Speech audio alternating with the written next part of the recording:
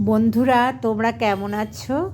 আজ আমি তোমাদের সঙ্গে শেয়ার করব সম্পূর্ণ প্রেসারে চিকেন করা, যেটা বাচ্চা বড়রা প্রত্যেকে ভালোবাসবে। চলো দেখি তাহলে। আমি প্রেসার নিয়েছি। প্রেসারের মধ্যে আমি ধুয়ে রাখা চিকেনটা দিয়ে দিচ্ছি। দেখো, সব চিকেন আমি প্রেসারের মধ্যে দিয়ে দিলাম।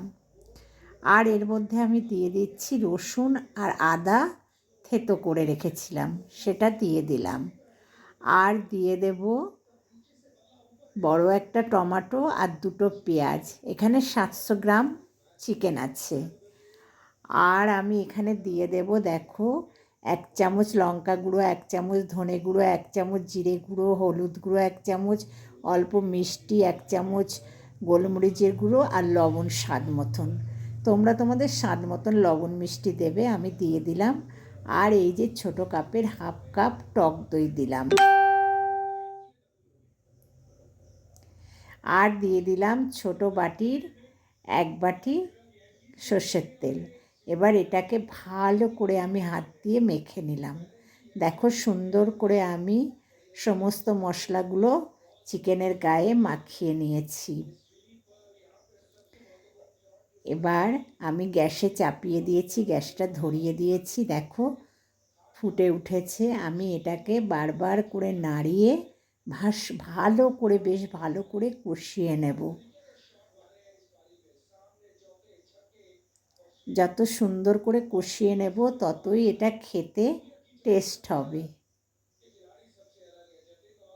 আমি এবার এর মধ্যে দিয়ে দেব কেটে রাখা আলুগুলো। আমি আলু ভাজবো না, এর সঙ্গেই আমি চিকেনের সঙ্গে আলুটাও বেশ সুন্দরভাবে কষে নেব। দেখো, আলুটা আমি কষে নিচ্ছি। আবারও আমি ভালো করে মাংসটাকে বেশ কষে নেব। বারবার করে নাড়িয়ে কষে নিলাম। নিয়ে পরিমাণ মতন জল দিয়ে দিলাম। জলটা তোমাদের মাপ অনুযায়ী দেবে। এবার আমি প্রেসারের মুখটা আটকে গ্যাসের উপর চাপিয়ে দিলাম। গ্যাসটা ধরানোই ছিল। এবার এটা 2টো সিটি দিয়ে দেব। দেখো, বাষ্প বেরিয়ে গেছে। আমি ঢাকনাটা খুলেছি।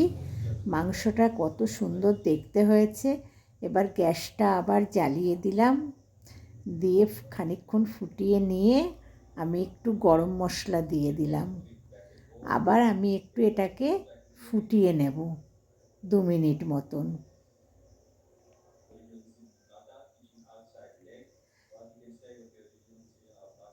দেখো, আমি মিনিট 2 এটাকে ফুটিয়ে নিয়ে একটু ভালো করে নাড়িয়ে দিলাম।